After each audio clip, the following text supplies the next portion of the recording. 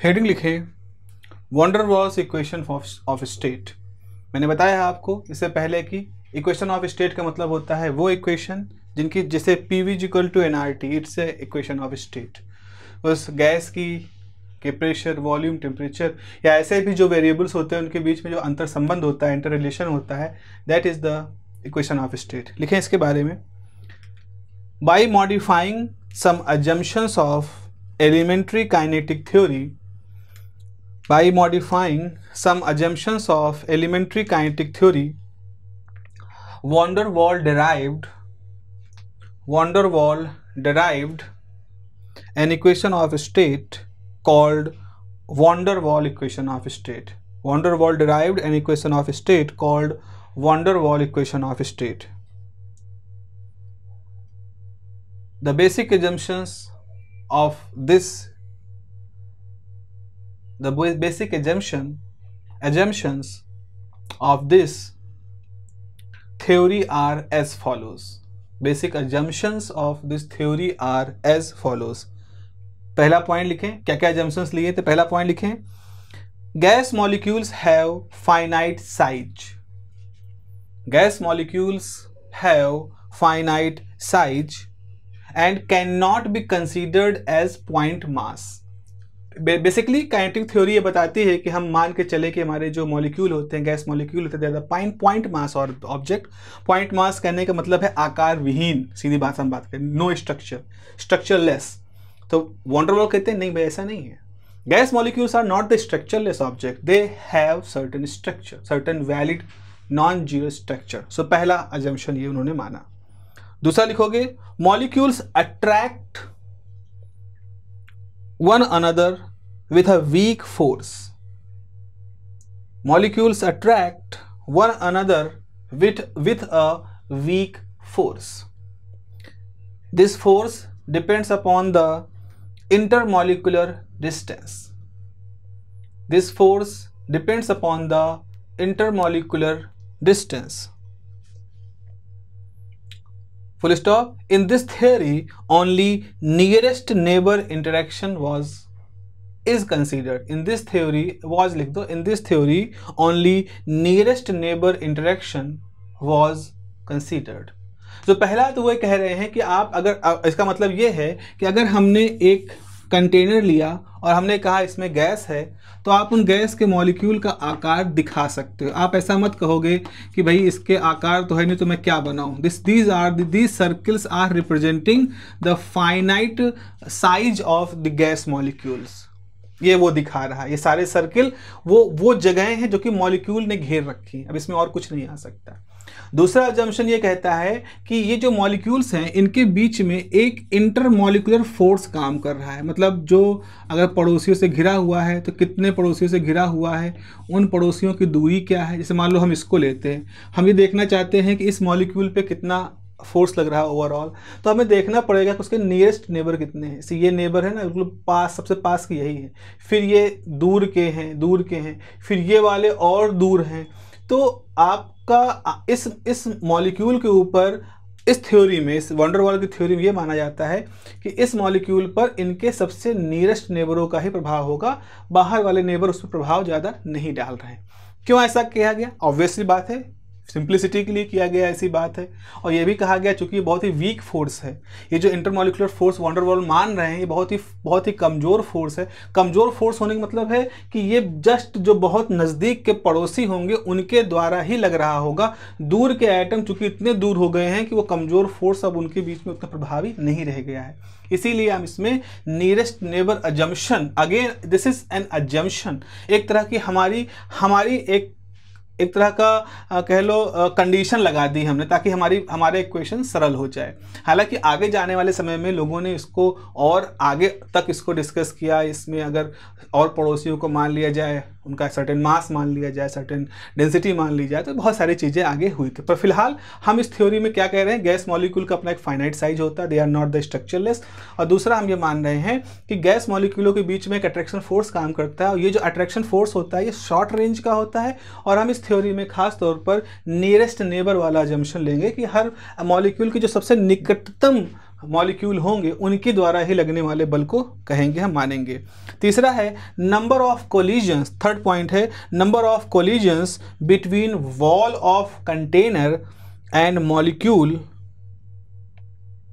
number of collisions between wall of container and molecules is same as that between the molecules, is same as that between the molecules। समझे इस बात को? देखो ये सारे molecule जो हैं ये लगातार गति में हैं, they are always in the state of motion, random motion. ये इधर जा रहा है, ये इधर जा रहा है, इधर मूव कर रहा है, ये मॉलिक्यूल दीवार से टकरा करके इधर जा रहे हैं, ये मॉलिक्यूल इससे टकरा के दीवार पे टकरा रहे हैं, ये मॉलिक्यूल इससे टकरा करके कहीं और टकरा रहा है। So there is a collision, हर तरफ कोलिजन चल रहे हैं। दो तरह के कोलिजन यहाँ की बात हो रही है।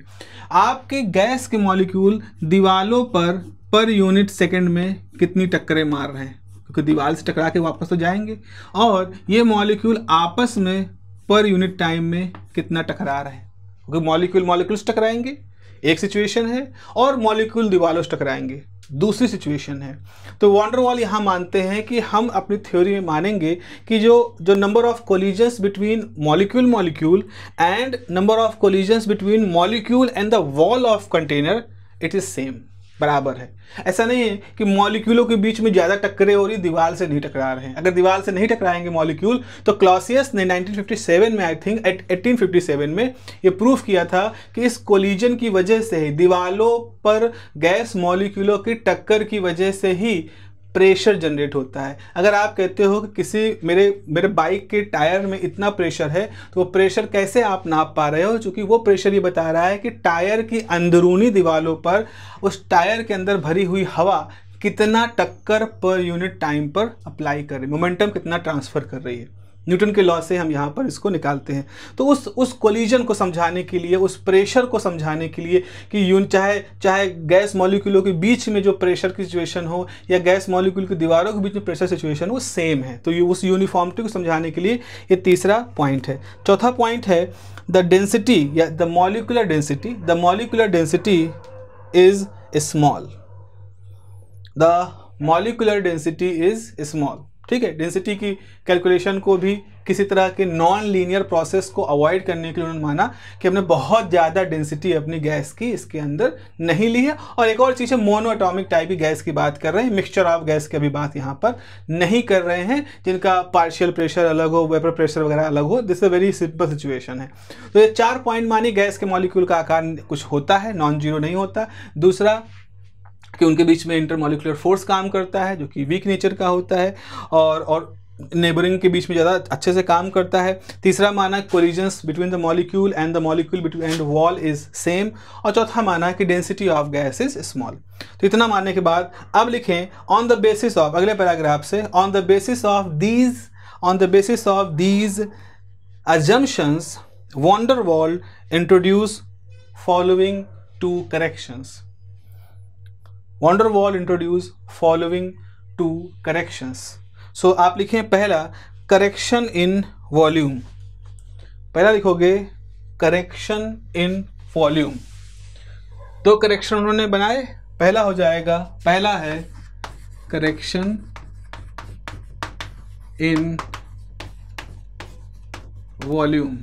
आप यहाँ पे लिखोगे करेक्शन क्यों हुआ? Correction due to finite size of atoms या मॉलिक्यूल, जो भी आप ले रहे हो। तो करेक्शन इन वॉल्यूम क्यों किया गया? क्योंकि हमने ये माना कि जो एटम या वॉल्यूम हम जिससे बनी हुई गैस को मान रहे हैं उसका अपना एक फाइनाइट साइज होता है। लिखें इसके बारे में। इन आइडियल गैस लॉ, जो कि कौन सी है? PV = nRT। In ideal gas law PV = nRT क्या माना गया था वहां पर? The gas molecules are considered as point particles. In ideal gas PV = nRT, the gas molecules are considered as point particles with no volume। कोई volume नहीं होता, ऐसा मानते हैं, with no volume। full stop. But in real gases molecules do occupy space. Molecule का size होता है वो अपनी जगह घेरते हैं. molecules do घेरते हैं. molecules do occupy space, full comma, do occupy space, comma, this space is called co-volume. This space is called co-volume. इसको क्या नाम दिया जाता है? इसको नाम दिया जाता है co-volume. लिख लें, एक बार हम इसको अच्छे से और बार समझा देंगे. co-volume, full stop. co-volume cannot be ignored. co-volume cannot be ignored. उसको हम इग्नोर नहीं कर सकते. अगले पैराग्राफ्स लिखें. Suppose an empty gas container has volume V. Suppose an empty gas container has volume capital V. ठीक है, तो अब हम शुरुआत करते हैं. पहली बात इन्होंने क्या कहा, जैसे आपके पास एक गैस कंटेनर है. इस गैस कंटेनर के अंदर इसका वॉल्यूम कितना है? V है. मान लो हमने इसको ऊपर से ढक रखा है, इसका वॉल्यूम V है. अब हम क्या करेंगे, अगर हमने इसके अंदर एक मॉलिक्यूल डाला तो मॉलिक्यूल का अपना एक साइज है, एक मॉलिक्यूल का साइज है, इसका अपना कुछ वॉल्यूम होगा. मान लो इसका वॉल्यूम कुछ है, V1 है. फिर दूसरा मॉलिक्यूल डाला, इसका वॉल्यूम V2 है. अगर हम थोड़ी देर के लिए माने कि ये दोनों मॉलिक्यूल यहाँ हैं, एक वॉल्यूम V1 का, एक मॉलिक्यूल वॉल्यूम V2 का है, तो इसका मतलब है, और अगर हम अभी इतना जगह, तो अब कोई दूसरा, अब अगर तीसरा हम मॉलिक्यूल लाएंगे तो तीसरा मॉलिक्यूल इतनी जगह तो नहीं घेर पाएगा ना, क्योंकि इतनी जगह तो पहले से घिर रखी है. तो आपके पास V1 प्लस V2 जो वॉल्यूम है, ये वॉल्यूम अब इस तीसरे मॉलिक्यूल के लिए अवेलेबल नहीं है. तीसरे मॉलिक्यूल के लिए कितना वॉल्यूम अवेलेबल है? V minus V1 plus V2. इतना वॉल्यूम अब तीसरे मॉलिक्यूल के लिए अवेलेबल है. तो इस तरह से ये जो वॉल्यूम है, जो नॉन जीरो वॉल्यूम है गैस मॉलिक्यूल्स का, इसको हम को वॉल्यूम कह रहे हैं. तो मैंने आपको लिखवाया कि मान लीजिए, सपोज करिए आपके पास एक गैस कंटेनर है और एक गैस कंटेनर जिसका वॉल्यूम V है, इसका वॉल्यूम V है. ठीक है, अब जरा समझो. आपने इसके अंदर पहला मॉलिक्यूल भेजा. जब आप इसके अंदर पहला मॉलिक्यूल भेजोगे तो उस मॉलिक्यूल को उपलब्ध वॉल्यूम कितना होगा? जितना है उतना रहेगा. ये पूरे का पूरा वॉल्यूम कहीं पर भी जाकर के ये मॉलिक्यूल बैठ सकता है. सब कुछ इसके लिए खुला है. जैसे बिल्कुल वैसा है जैसे क्लास है, एक क्लास में 50 सीटें पड़ी हैं, 50 सीटें हैं, 50 बच्चे बैठ सकते हैं कहीं पर भी. पहला बच्चा जब जाएगा तो उसको कितनी सीटों के चुनने का ऑप्शन होगा? 50, क्योंकि वो पहला है, वो 50 में से किसी भी सीट पे बैठ सकता है. लेकिन जब दूसरा बच्चा जाएगा तो उसको 50 सीटों को चुनने का ऑप्शन नहीं मिलेगा, उसको 49 सीटों में से एक सीट चुनने का ऑप्शन मिलेगा, क्योंकि जो पहला बच्चा गया था वो ऑलरेडी एक जगह घेर चुका है. ऐसा ही तो होता है जब आप जेईई का एग्ज़ाम देते हो, नीट का एग्ज़ाम देते हो, कॉम्पिटिटिव एग्जामिनेशन देते हो, आपसे काउंसलिंग के दौरान सीट लॉक कराई जाती है, तो जल्दी से जल्दी लोग IIT बॉम्बे की सीट लॉक कर लेते हैं, मद्रास की सीट लॉक कर लेते हैं. वैसा ही लॉजिक यहाँ पर भी है. तो जब पहला मॉलिक्यूल गया तो उसको कितना वॉल्यूम अवेलेबल था? V. जब दूसरा मॉलिक्यूल गया तो अब V माइनस, सपोज मान ले VS is the volume of this secure कर रहा है वॉल्यूम, मान लो उतना तो घेर चुका है. तो जब दूसरा मॉलिक्यूल जाएगा तो पहले मॉलिक्यूल कितना वॉल्यूम दिख रहा था? V. कहीं पर भी बैठ सकता है. दूसरे मॉलिक्यूल को वॉल्यूम दिखेगा V माइनस VS, तीसरे मॉलिक्यूल को दिखेगा V माइनस 2VS, चौथे मॉलिक्यूल के जाने पर उसको दिखेगा V माइनस 3VS. तो इस तरह से जैसे जैसे हम इसके अंदर मॉलिक्यूल भेजते जाएंगे, पहले से मौजूद मॉलिक्यूल चूँकि कुछ जगह घेर चुके होंगे, इसीलिए नए आने वाले मॉलिक्यूल को जो उपलब्ध वॉल्यूम होगा वो पहले से कम मिलेगा. एक बहुत ही बेसिक सी बात है. तो आपने लिखा क्या? Suppose an empty gas container has volume V. ये मैं लिखवा चुका हूँ, सॉरी ये लिखवा चुका हूँ. तो अगली लाइन लिखोगे the volume available for first molecule. लिखोगे द वॉल्यूम अवेलेबल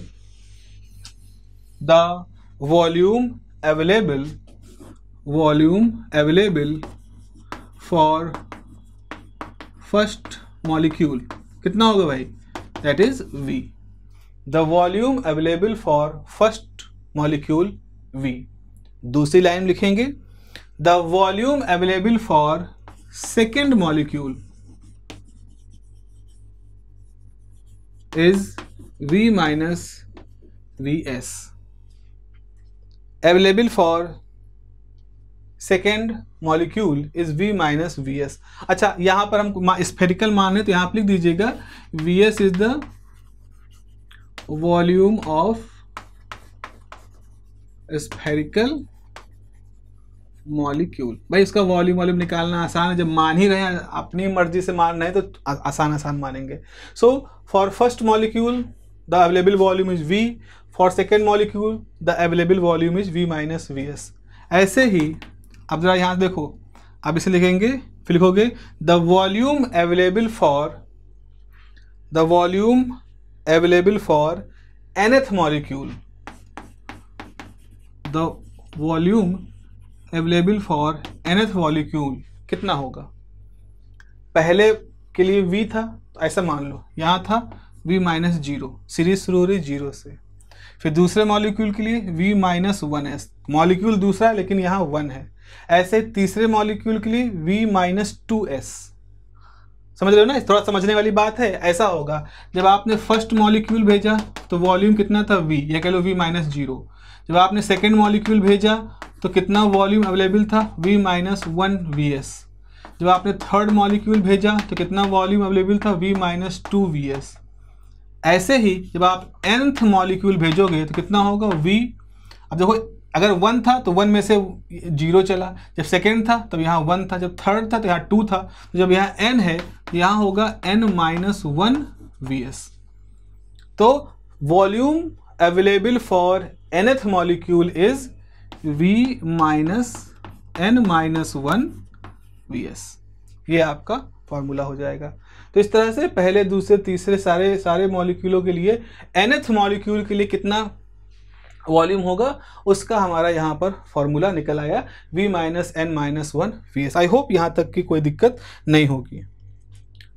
आपने कितने मॉलिक्यूल भेजे, n मॉलिक्यूल भेजे। अब n मॉलिक्यूल अगर आपने भेजे हैं तो अब हम यहाँ पर एवरेज वॉल्यूम कितना अवेलेबल है हर मॉलिक्यूल के लिए निकाल सकते हैं। ठीक है, हम एवरेज वॉल्यूम निकालना चाहते हैं तो यहाँ पर लिखोगे the average volume available for each molecule, the average volume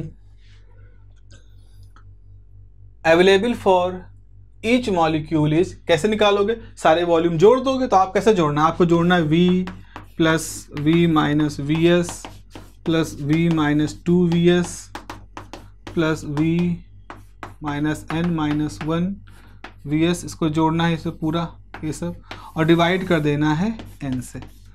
average ऐसे तो निकालते हो, आपने पहले मॉलिक्यूल दूसरे तीसरे चौथे सारे मॉलिक्यूल के लिए जितना अवेलेबल वॉल्यूम था उसको कर दिया। तो ऐसा करते हैं, इसको समेशन के फॉर्म में लिख सकते हैं ना। तो हम एवरेज वॉल्यूम को लिखना चाहें, अगर हम एवरेज वॉल्यूम को लिखना चाहें, ऐसा एक सिंबल बना दें V टिल्डे एवरेज, तो आप ऐसे लिखो समेशन I 1 to n। थोड़ा सा सिस्टमैटिक कर लें तो ये हो जाएगा V plus I minus 1Vs divided by n। क्या लिखा मैंने, जरा समझे। जब I की वैल्यू 1 रखोगे, देखो जब I की वैल्यू 1 रखोगे तो 1 माइनस 1 0, 0 इंटू Vs 0। तो पहला टर्म यहाँ से क्या आ जाएगा, V, ये वाला। फिर जब I की वैल्यू 2 रखोगे तो पूरा टर्म क्या होगा, V प्लस 2 माइनस 1 यानी 1, और यहाँ माइनस होगा। ठीक है, यही इसी को हम रिप्रोड्यूस कर रहे हैं। तो ये हो जाएगा V माइनस 2 माइनस 1Vs, तो V माइनस Vs यानी कि आपका ये टर्म हो जाएगा प्लस, चूंकि समेशन लगा है तो प्लस होगा, और कितना हो जाएगा V माइनस Vs। जब I की वैल्यू 3 रखोगे, तो जाएगा 3 माइनस 1 2Vs, तो ये हो जाएगा V minus 2Vs। This term. तो इस तरह से आपकी ये जो एवरेज वॉल्यूम निकालने की हमारी जो कोशिश है, उस कोशिश में हम वी एवरेज इस फॉर्मूले से लिख सकते हैं। ठीक है, इस तरह से हम लोगों ने यहाँ पर लिखा है इसको। So V average is this. अब देखें यहाँ पर, तो क्या होगा यहाँ पर, जरा समझें। हर बार वी ऐड हो रहा है, तो अगर आप इसको ऐसे करोगे तो अब ऐसा करोगे, summation I 1 to n V minus summation I 1 to n I minus 1 V S, I minus 1 V S और डिवाइडेड बाई n। तो ये जो v है, चूंकि हर बार टर्म में देखो यहाँ भी रिपीट होता है, यहाँ भी रिपीट होता है, यहाँ भी रिपीट होता है, तो इसको हम ऐसे लिख सकते हैं n टाइम b माइनस, अब ये क्या हो जाएगा, ये एक सीरीज बन जाएगी, तो ये जाएगा vs sum over i 1 to n i minus 1 divided by n। थोड़ी सी हम लोग यहाँ पर एक तरह से समझ लो मैथमेटिक्स कर रहे हैं, जो कि आप लोग पहले से की होगी कहीं ना कहीं 12th 11th में। तो वी एवरेज कितना हो जाएगा, this is N V by N, ठीक है, माइनस वी एस, और यहाँ पर एक सीरीज बन जाएगी। देखो सीरीज क्या बन जाएगी, पहला टर्म हो जाएगा 0 प्लस 1 प्लस 2 कहाँ तक, n माइनस 1 तक, ये एक सीरीज बन जाएगी। यहाँ पे देखो, जब आप यहाँ पे 1 रखोगे तो पहला टर्म 0 आ जाएगा, इसकी वैल्यू 2 रखोगे तो 2 माइनस 1, पहला टर्म 1 आ जाएगा। इस तरह से इसकी वैल्यू कहाँ तक जाएगी, n तक। जो i की वैल्यू n रखोगे, आखिरी वैल्यू n रख सकते हो, तो n माइनस 1 ये टर्म बन गया, और n से आपने डिवाइड कर दिया, क्योंकि n यहाँ इससे भी डिवाइड होगा, इससे भी डिवाइड होगा, तो ये हो गया। आपने सीरीज पढ़ी होगी, अगर आपके पास एक सीरीज है 1 2 और n माइनस 1 तक, इसका सम निकालना है। इस तरह की सीरीज जो 0 से शुरू हो रही है, इसका सम निकालना है, तो क्या होता है, इसका फॉर्मूला ऐसे होता है कि जितने नंबर ऑफ टर्न्स हैं, कितने नंबर ऑफ टर्न है, n है, 0 1 2 3, ये n टर्म होंगे, तो ये इसका फॉर्मूला क्या होता है, number of terms multiplied by first term और प्लस लास्ट टर्म। ये सीरीज होती है जिसका कि इस तरह का फॉर्मूला होता है, and this whole thing is divided by 2।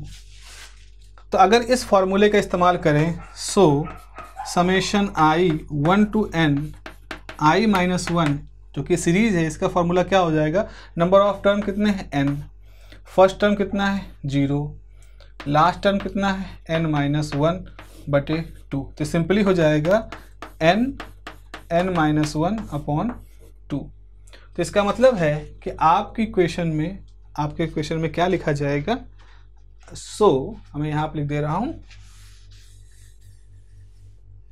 So average volume, यहाँ से देखो ये n कैंसिल हो गया, तो v minus V S by N, और इस पूरे का जो सम है, वो आपने कितना निकाला है, n minus 1 multiply by n minus 1 divided by 2। ये n इस n को कैंसिल कर देगा, तो यहाँ पे बचेगा average volume is v minus V S, और यहाँ से आ जाएगा n by 2 minus half by 2, यहाँ से मल्टीप्लाई हो गया। n क्या है, n नंबर ऑफ मॉलिक्यूल्स, आप खुद ही देख लो, नंबर ऑफ मॉलिक्यूल तो बहुत ज़्यादा होंगे, लाखों करोड़ों में होंगे, तो लाखों करोड़ों को आधा भी कर दोगे तो भी लाख में ही रहेंगे, और यहाँ है वैल्यू 0.5, तो यहाँ पे लिख सकते हो since n is very large, क्योंकि मॉलिक्यूल की संख्या है, n is very large, so half may be neglected in comparison to n by 2। इसीलिए हाफ को हम n/2 की तुलना में बहुत छोटा मान सकते हैं। सो आपके पास एवरेज वॉल्यूम कितना हो जाएगा, V माइनस VS n/2। आपने इस टर्म को ड्रॉप कर दिया because n/2 is very large, तो किसी बहुत लार्ज टर्म में से अगर 0.5 माइनस होगा तो वो टर्म पे कोई बहुत बड़ा फर्क नहीं पड़ेगा। ठीक है, अब हम यहाँ पर मान सकते हैं hence let B is VS n/2। हम भी, अब VS is the spherical molecule है, मॉलिक्यूल का स्फेरिकल शेप है तो उसका अपना खुद का कुछ एक इंट्रिंसिक वॉल्यूम है, तो VS is fix. Number of gas molecule आप चेंज नहीं कर रहे हो, that is fix. So this is सारे कांस्टेंट का प्रोडक्ट और आधा करके एक नया कांस्टेंट बन गया, और V is equal to V minus B। तो इस तरह से वॉन डेर वाल कहते हैं कि आप जो गैस इक्वेशन अब आगे बनाओगे, जिसमें आप ये मान के चल रहे हो कि हमारे गैस मॉलिक्यूल का अपना कुछ फाइनाइट साइज होता है, और जो कि वास्तव में होता है, तो आपको वॉल्यूम जो कंसीडर कर रहे हो, जिस वॉल्यूम की आप बात कर रहे हो, उस वॉल्यूम की जगह पर V माइनस B ये टर्म रखना चाहिए। तो आगे लिखोगे, so van der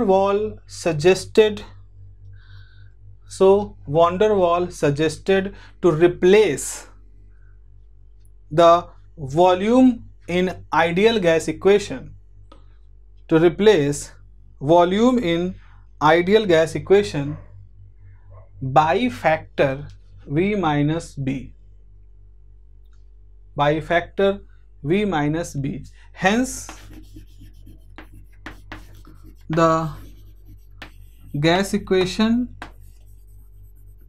becomes P V minus B RT n is equal to, for n is equal to 1, P V minus B is equal to RT for n is equal to 1 मोल के लिए आपने ऐसा ले रखा है। तो अब ये तो हो गया। तो इतनी इक्वेशन कब बनी भाई? इतनी इक्वेशन बनी तब जब आपने वॉल्यूम करेक्शन लिया है। अब मैं कहता हूँ यहाँ इक्वेशन नंबर 1 कह दो। अभी भी इक्वेशन नंबर 1 पूरी नहीं है, क्योंकि अभी भी इसके अंदर एक करेक्शन नहीं किया गया है, और वो एक करेक्शन कौन सा है? वो करेक्शन है प्रेशर का करेक्शन, और प्रेशर का करेक्शन इंटरमॉलिक्यूलर अट्रैक्शन फोर्स की बात मानने के बाद हमारे सामने आता है। तो अगली हेडिंग हमें लिखना है करेक्शन इन प्रेशर। तो अगली हेडिंग आप लिखोगे करेक्शन इन प्रेशर वाले हैं, करेक्शन इन प्रेशर की, करेक्शन इन प्रेशर। और ये करेक्शन क्यों किया गया था, क्यों हमने करेक्शन प्रेशर किया? यहाँ पे लिखोगे by considering inter molecular force between molecules. Correction in pressure का मतलब है by considering intermolecular force, by considering intermolecular force between the molecules. एक बार समझ लें इसका मतलब क्या है। नॉर्मली क्या होता है, जब आपके पास कोई गैस होती है, कोई गैस, और मान लो कि आइडियल गैस है। आइडियल गैस कहने का मतलब है कि हम ये मान रहे हैं कि इसके अंदर जो गैस मॉलिक्यूल्स हैं, इनके बीच में कोई आपस में बल काम नहीं कर रहा है, इनके बीच में कोई भी आपस में फोर्स काम नहीं कर रहा है, ऐसा है आइडियल गैस। तो अगर फोर्स काम नहीं कर रहा है तो क्या होगा, ये जो मॉलिक्यूल है जब भी इसके अंदर चलेगा तो वी वेलोसिटी से ही चलेगा, क्योंकि वी वेलोसिटी को कम करने का कोई साधन ही नहीं है। कोई अट्रैक्शन फोर्स होता, जैसे एक मॉलिक्यूल है वी वेलोसिटी जा रहा है, दूसरा मॉलिक्यूल है तो वो मॉलिक्यूल इस पर अट्रैक्शन फोर्स डालता अगर, तो ये थोड़ा सा स्लो होता। लेकिन जब इनके बीच में कोई इंटर रिलेशन ही नहीं है तो फिर कोई बात ही नहीं, उसकी वही वेलोसिटी है, उसी वेलोसिटी से मूव कर रहा है। अब क्या होगा, जब ये मॉलिक्यूल जाएगा और दीवार से टकराएगा, जो कंटेनर की दीवार है उससे टकराएगा, तो किस वेलोसिटी टकराएगा? वी वेलोसिटी से टकराएगा। ठीक है, अब आपने एक चीज़ पढ़ी है, अगर आपके पास एक गैस मॉलिक्यूल है जिसका मोमेंटम है मान लो p का मतलब क्या है? m into V. ये जाके इससे टकराया, अच्छी बात है, टकराया, फिर इलास्टिक कोलिजन हुआ, मतलब काइनेटिक एनर्जी का कोई चेंज नहीं हुआ। तो इलास्टिक कोलिजन हुआ तो गैस मॉलिक्यूल टक्कर मार के वापस आ गया, ऐसे वेलोसिटी हो गई। तो अब की बार मोमेंटम क्या हो जाएगा, ये p था तो ये माइनस p हो जाएगा। तो चेंज इन मोमेंटम क्या होगा, initial momentum minus final momentum. तो ये डेल्टा p जो है ये हो जाएगा 2p। यहाँ p मतलब मोमेंटम है। अच्छा, अगर ये सारी घटना डेल्टा टी टाइम में हुई है तो अगर आप इसको डेल्टा टी से डिवाइड कर दोगे तो आपके पास क्या निकल आएगा, force. Rate of change of momentum is the force. और अगर जो दीवार है, दीवार तो ऐसे होगी ना, एक दीवार है स्क्वायर शेप की, मान लो दीवार है, उस पर गैस मॉलिक्यूल टकरा रहे हैं तो उनकी वजह से टोटल फोर्स कितना है वो आपको निकल आया। अगर आप इसको एरिया से डिवाइड कर दोगे तो आपको क्या मिल जाएगा, प्रेशर। तो इसका मतलब है कि जब इस तरह से गैस मॉलिक्यूल हर तरफ दीवारों से टकरा रहे होंगे तो उनकी वजह से इस पूरे कंटेनर की सभी दीवारों पर जो ट्रांसफ़र ऑफ मोमेंटम होगा उसकी वजह से एक प्रेशर जनरेट होगा, और वही हम कहेंगे कि इस कंटेनर में गैस का प्रेशर है। तो आपको गैस का प्रेशर यहाँ से मिल जाएगा। इस तरह से प्रेशर निकाला जाता है। तो आइडियल गैस इक्वेशन के लिए जो इक्वेशन में PV = nRT रखा गया था, तो यहाँ पर ये P जो था ये आइडियल गैस का प्रेशर है। हम लोगों ने पिछली बार में जो अभी पिछला जो करेक्शन किया है वॉल्यूम करेक्शन, उसमें हमने कहा कि वॉल्यूम जो कंटेनर का वॉल्यूम था वही आइडियल गैस का वॉल्यूम माना जाता है। भाई गैस पूरी की पूरी वॉल्यूम किसी बॉक्स के अंदर, किसी सिलेंडर के अंदर भरी है, जो सिलेंडर का वॉल्यूम होता है वही आइडियल गैस का वॉल्यूम माना जाता है। लेकिन फिर हमने कहा कि नहीं भाई, क्योंकि मॉलिक्यूल का कुछ आकार होता है, इसीलिए आपको इस कंटेनर का जो वॉल्यूम, इफेक्टिव वॉल्यूम है वो V - B मानना चाहिए। तो प्रेशर तो वही है आइडियल गैस वाला प्रेशर, लेकिन हमने यहाँ पर V की जगह पे V - B माना, और nRT तो आपका सामने तो है ही है। अब बात आती है आइडियल गैस केस में। आइडियल गैस केस में क्या होगा, हम देखेंगे कि ये प्रेशर जो होता है वो पहले की तुलना में बदल जाता है, कम हो जाता है। क्यों हो जाता है उसका कारण हमको यहाँ पर समझना है। तो इस पूरे डिस्कशन में, इस पूरे लेक्चर में हम लोग इसी कारण के बारे में बात करेंगे कि जब हमने ये माना था कि इस आइडियल गैस में इस गैस की वेलोसिटी को कम करने का कोई तरीका नहीं है, क्योंकि इनमें कोई बल काम नहीं कर रहा है, तो इसका प्रेशर आप ऑलरेडी कंसिडर कर चुके हो। लेकिन अब जबकि आपको ये मानना है, आपको ये कहना है, बताना है कि गैस मॉलिक्यूल जिनका कुछ आकार होता है वो एक दूसरे के ऊपर एक अट्रैक्शन फोर्स भी लगाते हैं, जिसको वॉन डेर वाल फोर्स कहा गया आगे जा करके। तो उस वॉन डेर वाल फोर्स की वजह से गैस मॉलिक्यूल अब जब टकराने जाएंगे तो वो उस वेलोसिटी से या उस मोमेंटम के साथ नहीं टकराएंगे जिस मोमेंटम के साथ किसी आइडियल गैस के मॉलिक्यूल टकराए माने जाते हैं। तो क्योंकि वेलोसिटी अब कम मानी जाएगी, कम हो जाएगी, तो वेलोसिटी कम होने से मोमेंटम कम होगा, मोमेंटम कम होने से rate of change of momentum कम होगा, उससे फोर्स कम होगा, उससे प्रेशर कम होगा। तो रियल गैस में गैस मॉलिक्यूल जो प्रेशर अप्लाई करते हैं वो प्रेशर कम होता है उस प्रेशर से जो आप तब मान के कैलकुलेट करते हो जब आपकी गैस आइडियल है। देखते हैं इसको कैसे हमें समझना है। चलिए आगे बढ़ते हैं। तो पहले लिख लें इसके बारे में जल्दी से। इन ideal gas law it is assumed that in ideal gas law it is assumed that gas molecules do not apply, it is assumed that gas molecules do not apply force on each other, do not apply force on each other, bracket में लिख लोगे no interaction condition, इसे no interaction condition कहा जाता है। Full stop. The collision of molecules on the wall of container, the collision of molecules on wall of container gives ideal pressure, जिसको हम लिख देते हैं P ideal, gives ideal pressure P ideal। अगले paragraph लिखेंगे। But in the real gases van der Waal suggested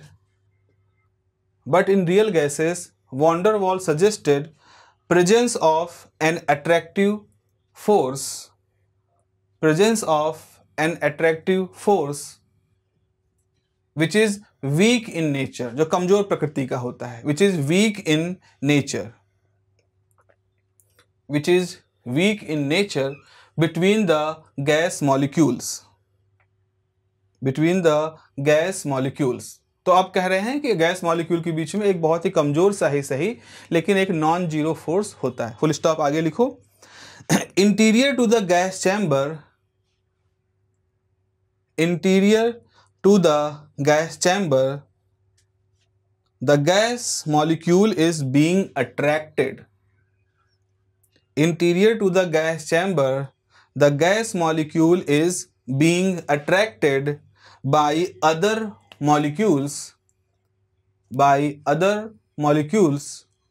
equally in all directions, by other molecules equally in all directions. अब एक figure A कह दीजिए, आप एक फिगर बना लीजिए। चलिए फिगर बनाते हैं इस पैराग्राफ को समझने के लिए। ये है आपका फिगर नंबर ए। यहाँ पर हम कह रहे हैं कि अगर हमारे पास आइडियल गैस नहीं, एक रियल गैस है और कोई मॉलिक्यूल है जो यहाँ पर है, इस तरह से मान लो एक कोई अपना ऑब्जेक्ट ले लें और वो अपने जैसे मॉलिक्यूलों से घिरा हुआ है, तो अब आप तो कह रहे हो कि भाई इनके बीच में अट्रैक्शन फोर्स है, तो इस मॉलिक्यूल को ये वाला पड़ोसी भी खींचेगा तो उसको बैलेंस करता हुआ ये खिंचाव डालेगा, ये खींचेगा तो ये डालेगा, ये खींचेगा तो मान लो यहाँ भी कोई मॉलिक्यूल है तो वो भी उसके ऊपर अपना एक फोर्स लगाएगा। तो आप ये देख रहे हो कि जब मॉलिक्यूल गैस के बीचों बीच में है, कंटेनर के बीचों बीच में है, तो अपने पड़ोसियों के साथ घिरा हुआ है और सारे पड़ोसी उस पर फोर्स लगा रहे हैं, अट्रैक्शन फोर्स लगा रहे हैं। इसीलिए इसके ऊपर नेट फोर्स कितना काम कर रहा है? 0। यानी कि ये जिस वेलोसिटी से मूव कर रहा था ये उसी वेलोसिटी से मूव करता रहेगा, क्योंकि जब भी मूव करता हुआ कहीं भी जाएगा फिर उसके चारों पड़ोसी मिलेंगे, फिर कहीं गया फिर पड़ोसी मिले, तो वो सारे पड़ोसी उस पर फोर्स लगा रहे हैं, तो अल्टीमेटली उसके ऊपर नेट फोर्स आपका 0 रहेगा, तो वो आराम से फ्री होकर घूम रहा है। सिचुएशन तब बदलेगी जब ये गैस मॉलिक्यूल जस्ट टकराने वाला होगा वॉल पे, तब क्या होगा? तो फिगर ए आपने बना लिया, उसके आगे लिखोगे but for molecule closest to the wall of container, but for molecule closest to the wall of container, a net attraction force is working. A net attraction force is working inward direction. Working inward direction. एक net attraction force काम करना शुरू कर देता है अंदर की तरफ, inward direction. Full stop. In this process, some kinetic energy is lost and molecules velocity also decreases. In this process, some kinetic energy lost and molecules velocity apostrophe s लिखिएगा and molecules velocity also decreases. Bracket में लिख लोगे figure 2। अब एक और figure बनाओ, figure number 2। Figure number 2 की situation को सोचो। आपका जो गैस मॉलिक्यूल था अब वो जस्ट टकराने वाला है, जो गैस मॉलिक्यूल था वो अब टकराने वाला है, और किस वेलोसिटी टकराने वाला है? इसकी वेलोसिटी मान लो v से टकराने वाला था, लेकिन जब वो यहाँ पहुँचा तो अब उसके सामने आगे कोई भी गैस मॉलिक्यूल नहीं है, क्योंकि वो बस अब इतनी जगह नहीं बची है कि कोई और गैस मॉलिक्यूल यहाँ होता, सिर्फ दीवार आ गई है, जबकि पीछे उसका पूरा समुदाय खड़ा है, सारे दोस्त तो पीछे ही है।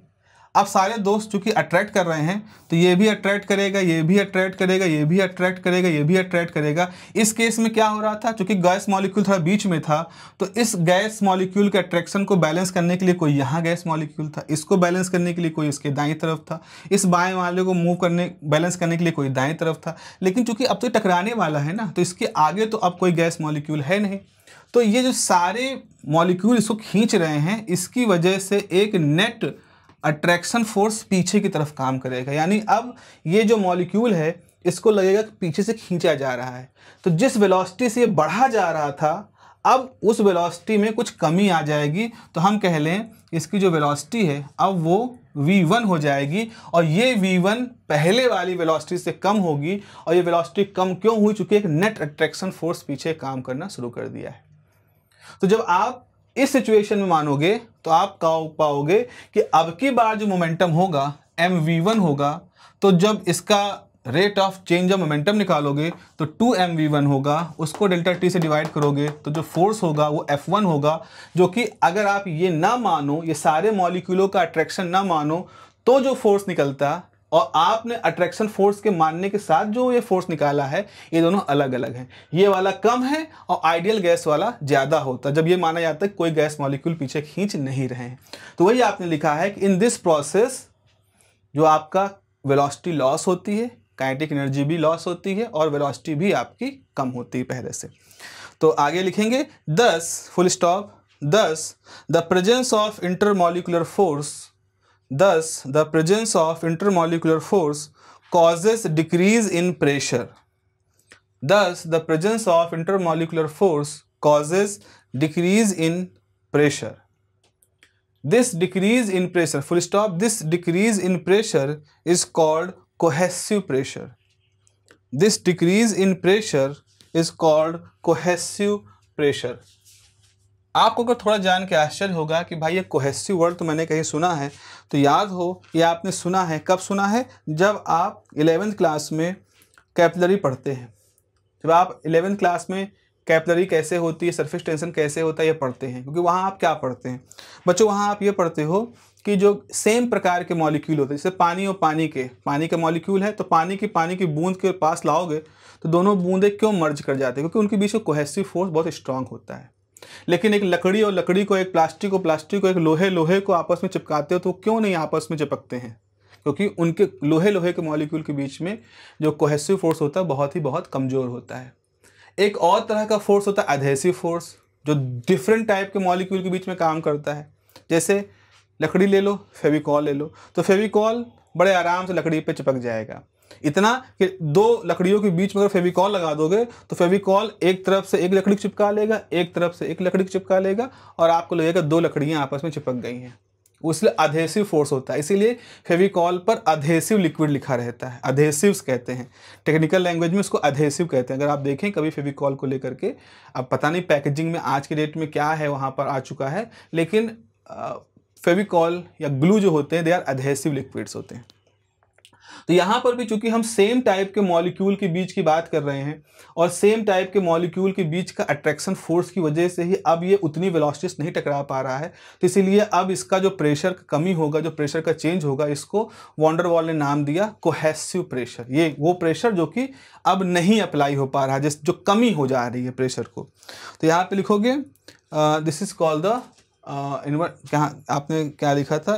Decrease in pressure. This decrease in pressure is called the cohesive pressure, और कोहेसिव प्रेशर को हम नाम देते हैं, this decrease in pressure is called the cohesive pressure, और इसकी वैल्यू होती है delta P. This is called the cohesive pressure delta P. आगे लिखोगे इसका मतलब है पी आइडियल, जो आपने आइडियल गैस का प्रेशर था वो, और जो आपने एक्सपेरिमेंटली जो रियल गैस का है उसमें अगर डेल्टा पी जोड़ दोगे तो इसके बराबर हो जाएगा। मतलब जितनी कमी हो रही है उसको निकाल लो और जो रियल गैस के लिए प्रेशर है उसमें जोड़ दोगे तो वो आइडियल गैस के प्रेशर के बराबर आ जाएगा। तो ये आपको डेल्टा पी की वैल्यू अब कैलकुलेट करनी है। तो आगे लिखेंगे, अब याद करो जब हम लोगों ने वॉन डर वाल की बात कर रहे थे तो तीसरा पॉइंट था जिसमें ये कहा गया था कि जितने मॉलिक्यूल गैस के अंदर टक्कर मारने वाले हैं उनकी डेंसिटी, और जितने मॉलिक्यूल गैस के पीछे हैं जो कि टक्कर नहीं मार रहे हैं उनकी डेंसिटी बराबर है। लिखे यहाँ पर the cohesive pressure is proportional to, the cohesive pressure is proportional to density of the gas molecules striking with the wall, density of gas molecules striking with the wall and density of gas molecules behind the striking molecules. Density of gas molecules पहला क्या लिखा है? Striking with the walls and density of the gas molecules behind the striking wall. तो जो striking wall मतलब दीवार पे टक्कर मारने वाले मॉलिक्यूलों की डेंसिटी, और दीवार पे टक्कर मारे जाने वाले मॉलिक्यूलों के जो पीछे बिहाइंड द स्ट्राइकिंग मॉलिक्यूल उनकी डेंसिटी के प्रोपोर्शनल होता है। तो आपका मतलब है delta P is proportional to density of striking gas molecules and density of gas molecules behind striking molecule. तो डेल्टा पी जो है वो प्रोपोर्शनल है n/v के, और ये भी n/v। n क्या है? Number of gas molecule divided by volume, number of gas molecule divided by volume.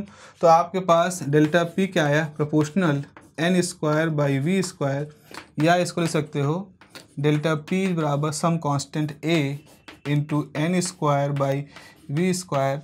Put कर दीजिए स्मॉल a बराबर कैपिटल AN²। सो आपके पास हो जाएगा डेल्टा पी बराबर a/v²। सो P आइडियल बराबर हो जाएगा P + a/v²। Hence by both the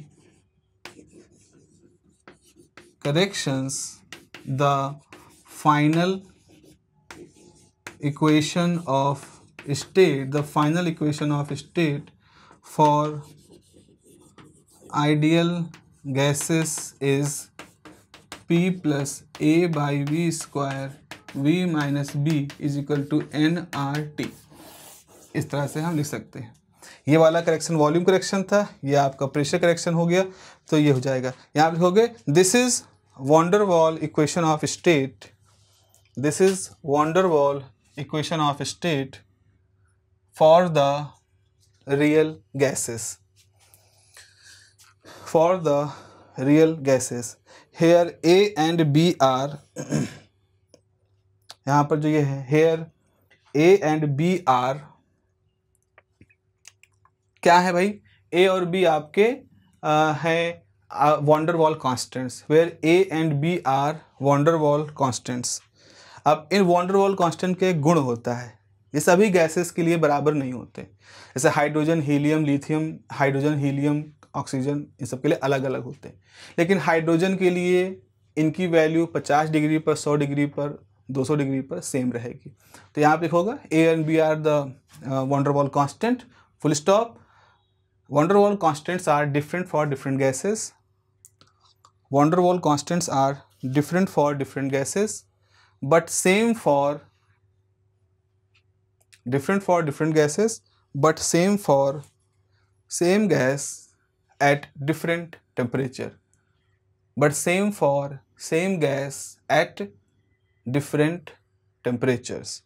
ठीक है बच्चों, तो ये हो गया हमारा वॉन डर वाल का कॉन्सेप्ट। देखो हम लोग इस समय, देखो मेरा मकसद क्या है इस तरह के लेक्चर का। पहली बात लेक्चर है कि इस समय लखनऊ यूनिवर्सिटी की अगर मैं बात करूं तो लखनऊ यूनिवर्सिटी सिर्फ लखनऊ में नहीं, लखनऊ यूनिवर्सिटी लखनऊ में है, हरदोई में है, सीतापुर में है, रायबरेली में है, रिमोट एरियाज़ में भी लखनऊ यूनिवर्सिटी से जुड़े हुए लोग, बच्चे पढ़ रहे हैं। अब मान लीजिए पहले क्या होता था, ये सारे बच्चे लखनऊ आते थे पढ़ने के लिए, तो लखनऊ में थोड़ा सा कॉलेज बेटर है, comparatively not very good but comparatively better है, टीचर भी हैं, कोचिंग भी हैं, इस तरह की चीज़ें हैं। तो आपको पढ़ने का वहाँ पर साधन मिल जाता था जो पढ़ने वाले बच्चे हैं उनके लिए। लेकिन अब क्या हो रहा है, अब लेकिन यहाँ आके रहना, यहाँ के खर्चे, लखनऊ एक महंगा शहर है कंपेरेटिवली, ऐसा नहीं बहुत सस्ता शहर है। आप रह रहे हो, आप ऐसी जगह पर रहना चाहते हो जहाँ से गाड़ी घोड़ा आराम से मिल जाए, तो आपको कॉस्ट ज़्यादा लगानी पड़ती थी। लेकिन अब क्या हुआ है कि आप रायबरेली में रह करके अपने घर, अपने कस्बे के बगल में ही किसी विद्यालय में जाके अपना BSc आप कर रहे हो। लेकिन आपका खर्चा तो बचा, पर हो सकता है आपका विद्यालय ऐसा हो जहाँ टीचर ही ना हो, जहाँ पर पढ़ाने की सुविधाएं ही ना हो उस तरह की, तो वो एक चैलेंज हो जाता है। हालांकि ये तो चैलेंज फिजिक्स, केमिस्ट्री में सबके साथ हो सकता है, मैं आपकी जो हेल्प है वो फिजिक्स में कम से कम कर रहा हूँ। तो मेरा जो मकसद है वो ये है कि बिल्कुल क्लासरूम की तरह से इसको समझा जाए। मैं आपसे चाहूँगा कि आप भी इसको क्लासरूम की तरह समझें। जैसे मैं डिक्टेट कर रहा हूँ, कोशिश कर रहा हूँ समझाने की, उन सारे सवालों को, प्रत्याशित सवालों को सोच करके बताने की जो बच्चे शायद क्लास में पूछते थे उनको बताने की, तो आप भी कोशिश करें कि इस वीडियो को वैसे ही समझें, नोट्स बनाएं अपने। नोट्स सर नोट्स दे दो उसके भरोसे मत रहे, प्रिपेयर योर ओन नोट्स, उनको बनाओ, क्लासरूम की तरह से करो। देखो वीडियो को, ये कोई एंटरटेनमेंट वीडियो नहीं है, ये डिफ़िकल्ट वीडियो है। आप में से बहुत सारे लोगों की जो अंतर की शक्ति होगी, भाई मुझे देखना है, मुझे क्लास करनी है, मुझे BSc बहुत अच्छे नंबरों से पास करना है, उनके लिए तो ये क्लास, उनके लिए ही मैं सोच के क्लास बना रहा हूँ। वरना जो लोग रील स्क्रॉल करते हैं उनके लिए तो कोई कुछ भी कर दो, कितना भी कर दो, साक्षात महादेव भी आके पढ़ा दे, जब उनकी मकसद ही नहीं है उस तरह का, तो कुछ भी नहीं हो सकता है। तो इसीलिए आपके कोई प्रश्न है तो आप प्रश्न पूछो मुझसे, आप कमेंट में भेजो मुझे। अगर कमेंट में लिखने की बात होगी मैं कमेंट में लिख के आपको आंसर दे दूंगा, लेकिन अगर ऐसा होगा कि नहीं भाई इस पे तो मुझे बताना चाहिए, तो बाकायदा आपके लिए मैं एक वीडियो बनाऊंगा और उस डाउट सेशन का मैं वीडियो बनाऊंगा, इस नाम से कि डाउट सेशन है। ये डाउट सेशन है real gas ideal gas unit number 1 के। और आप ऐसा करिएगा, जब कमेंट लिखिएगा तो आप अपना नाम भी लिखिएगा कि भाई जैसे मान लो मोहित, रायबरेली के कोई कॉलेज है उसका मान लो नाम, और विश्वविद्यालय लखनऊ है, इस तरह से। तो आप अपने नाम के साथ, ताकि जब मैं आपका आंसर बताऊं तो मैं कहूँगा कि भाई रायबरेली से यहाँ से मोहित ने ये प्रश्न पूछा है जिसमें ये डाउट है और इसका जवाब ये है, इस तरह से। तो आपको अपना सवाल का जवाब मिलेगा, जनरल जवाब की बात यहाँ नहीं हो रही है। इसीलिए प्रयास जो है वो मैं अपनी लेवल पर तो कर ही रहा हूँ, आपसे उम्मीद करता हूँ कि आप भी अपने लेवल पर ये प्रयास करें समझने का। और समझने में जहाँ आपको समस्या आए, सर समझ में नहीं आ रहा है, तो उसके लिए तो हम हैं ही आपके साथ में। जो रिस्ट्रिक्शन है, अब वैसे फिजिकल क्लास में क्या होता है, आप तुरंत पूछते हैं आपको तुरंत जवाब मिल जाता है। अभी क्या होगा, आप सवाल पूछोगे, आप उसके बाद कमेंट करोगे, जब मुझे दिखेगा, जब मैं देखूंगा तो मैं उसको फिर आंसर करूंगा, टाइप करूंगा, समय रहेगा। तो अब मान लो मैंने सुबह 9 बजे प्रश्न देखा, 10 बजे प्रश्न देखा, अब मैं अपने विश्वविद्यालय में हूँ, मैं पढ़ाने जा रहा हूँ या मेरी मीटिंग है कोई, चूँकि हेड ऑफ डिपार्टमेंट है तो होता रहता है। अब वहाँ पर क्या हुआ, अब हमें मालूम है कि मुझे इसको टाइप करना है, फ़ोन टाइपिंग, चूँकि चश्मा लगाते इसलिए थोड़ा सा आंखों के लिए समस्या है वो टाइप तुरंत कर पाना। I am not very friendly, I have to use the laptop या सिस्टम लेते हैं। अब वो मुझे वहाँ तक बैठ पाया मैं शाम को 7 बजे, 8 बजे, 6 बजे, जैसा भी है, तो मैं आपका आंसर टाइप कर रहा हूँ। तो लेकिन आपका सवाल तो सुबह 9 बजे का था, आंसर आपको मैं 6 बजे दे रहा हूँ। तो ये जो बीच के घंटे हैं, इसमें आप कुछ ना कुछ तो प्रयास करोगे ना, कुछ ढूंढने का, कुछ पूछने का, कहीं सर्च करने का, कहीं भी कुछ भी। वो प्रयास बहुत ज़रूरी है, क्योंकि उस प्रयास से आप परेशान हो रहे हो। प्रश्न परेशान ही करने वाले प्रश्न होते हैं, वो आपको परेशान करेंगे। तो संभवतः आप उसका उत्तर हो सकता है खोज ले जाओ, और जब मैं उत्तर दूं तो हो सकता है जो आपने खोजा है उत्तर वो ज़्यादा अच्छा हो मेरे दिए गए उत्तर से। आपके पास 2 उत्तर हो जाएंगे तुलना करने के लिए। तो ये एक अंडरस्टैंडिंग को बढ़ाता है, डेफिनेटली बढ़ाता है, ये मेरे अनुभव से मैं बता रहा हूँ। तो ये सब तभी हो पाएगा जब आप थोड़ा सा इंटरैक्टिव तरीके से इन सब का इस्तेमाल करोगे। चलिए आगे की क्लास में हम लोग कोशिश करेंगे। मुझे उम्मीद है आप लोग जो है इन वीडियो का पूरा फ़ायदा उठाएंगे, आपको सफलता मिलेगी, आपको समझ मिलेगी सब्जेक्ट की।